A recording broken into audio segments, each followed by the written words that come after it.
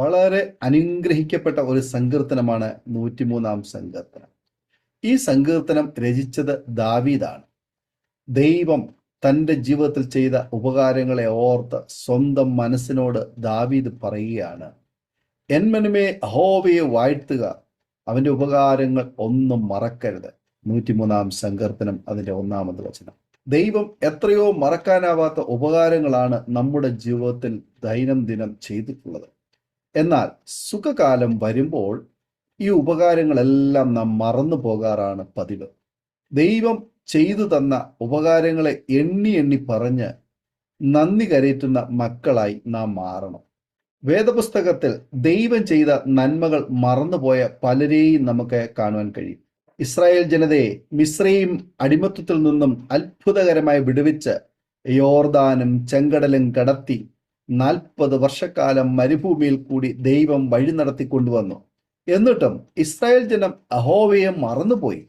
ഫലമോ കനാൻ നാട് കാണുവാനുള്ള ഭാഗ്യം അവർക്കുണ്ടായില്ല. ഹിസ്കിയാവ് എന്ന രാജാവിന് മരിക്കത്തക്ക രോഗം വന്നു. രാജാവ് ചുവരിനോട് മുഖം തിരിച്ചു വെച്ച് താന് ദൈവസന്നിധിയിൽ കരഞ്ഞ് പ്രാർത്ഥിച്ചു. ദൈവം ആയുസ് 15 വർഷം ദീർഘിപ്പിച്ചു കൊടുത്തു എന്ന തിരുവെഴുത്തുകൾ കാണാൻ കഴിയുന്നു. എന്നാൽ രാജാവ് ദൈവത്തിന്റെ ഉപകാരം മറന്ന് നിഗളിച്ചു എന്ന് കാണും. ഫലമോ ദൈവ കോപം ഹിസ്കിയാവിന്റെ മേൽ ഇറങ്ങി. യേശു കർത്താവ് ഒരിക്കൽ 10 കുഷ്ഠരോഗികളെ സൗഖ്യമാക്കി. എന്നാൽ അതിൽ ഒരു ശമര്യക്കാരനായ കുഷ്ഠരോഗി മാത്രം തിരിച്ചു വന്ന് യേശുവിനോട് നന്ദി പറഞ്ഞു. ഇന്ന് പലരും ഇതുപോലെയാണ്.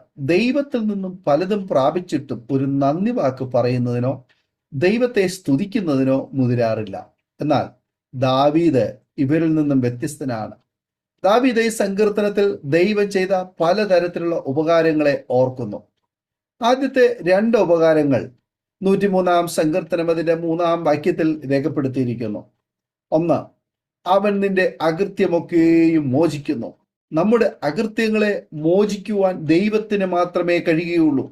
ദൈവം നമ്മുടെ പാപങ്ങൾക്ക് ഒത്തവണ്ണം നമ്മോട് പകരം ചെയ്യുന്നില്ല. നമ്മുടെ ലംഘനങ്ങളെ അവൻ മറക്കുന്നു. പാപങ്ങളെ മോചിക്കുവാൻ ഭൂമിയിൽ യേശുവിന് മാത്രമേ അധികാരമുള്ളൂ. 2, ദൈവം നമ്മുടെ രോഗങ്ങളെ സൗഖ്യമാക്കുന്നു. ദൈവം നമ്മോട് ചെയ്യുന്ന 2-ാമത്തെ ഉപകാരം എന്ന് പറയുന്നത് അവൻ നമ്മെ സകല രോഗങ്ങളിൽ നിന്നും വിടുവിക്കുന്നു എന്നതാണ്. അത് ഏത് ചെറിയ രോഗവും നമ്മെ അസ്വസ്ഥമാക്കാം. എന്നാൽ അവന്റെ അടിപ്പിണരുകളാൽ നമുക്ക് സൗഖ്യം വന്നു ഭരിക്കുന്നു. ഈ സൗഖ്യം നാം എത്രമാത്രം അനുഭവിച്ചിരിക്കുന്നു. എന്നാൽ അവയൊക്കെ നാം പെട്ടെന്ന് മറന്നു പോകുന്നു. വലിയതും ചെറിയതുമായ രോഗങ്ങളിൽ കർത്താവിനെ വിളിച്ചപേക്ഷിക്കുക എന്നുള്ളതാണ് ദൈവം നമ്മെക്കുറിച്ച് ആഗ്രഹിക്കുന്നത്. യഹോവേ, എന്നെ സൗഖ്യമാക്കണമേ, എന്നാൽ എനിക്ക് സൗഖ്യം വരും. എന്നെ രക്ഷിക്കണമേ, എന്നാൽ ഞാൻ രക്ഷപ്പെടും. നീ എൻ്റെ പുകഴ്ചയല്ലോ.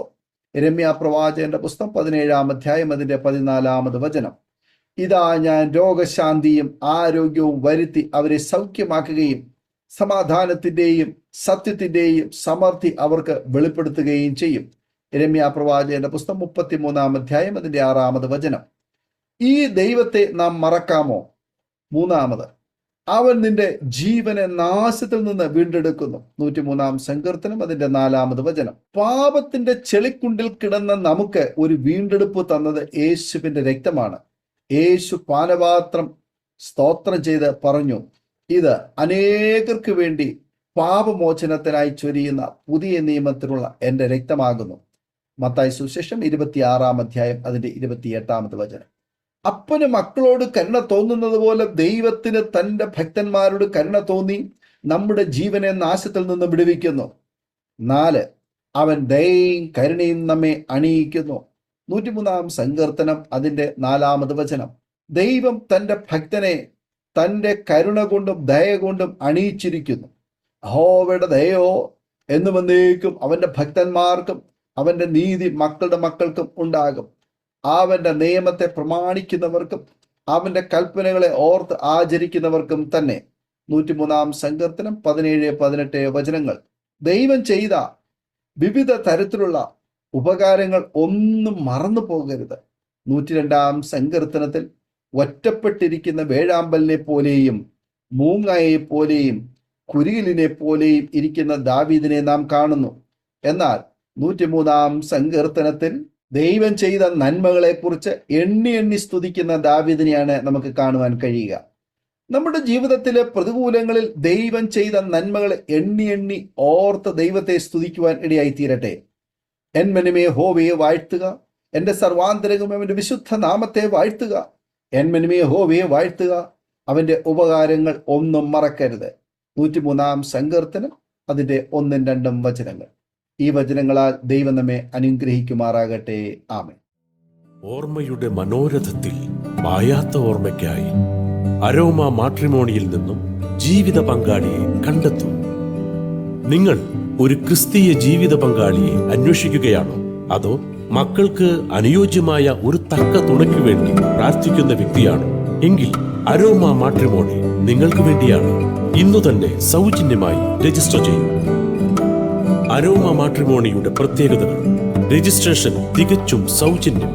ലോകത്തെവിടെയുമുള്ള അനുയോജ്യമായ ക്രിസ്തീയ ജീവിത പങ്കാളിയെ തിരഞ്ഞെടുക്കാം. വിവാഹം നടക്കുന്നതുവരെ സർവീസ് ലഭിക്കുന്നു.